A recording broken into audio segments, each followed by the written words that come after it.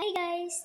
So, I'm Filipino but I'm English kasi nga nagpakasyon kami sa ibang bansa. So, tapos 1 year kami doon and di ba matagal-tagal. So, pagka-uwi ko, parang nasanay na ako ng English and ganun na yun, nasanay na talaga ako tapos ayun, parang nag-English ako tapos parang nawawala naman yung English na ano ko kasi nung una pa yun at matagal na ako dito sa Pilipinas and minsan nag english at palagi ako nagtatagalog. Yes, I'm English and Tagalog. Pinaghalo ko lahat. Ewan ko.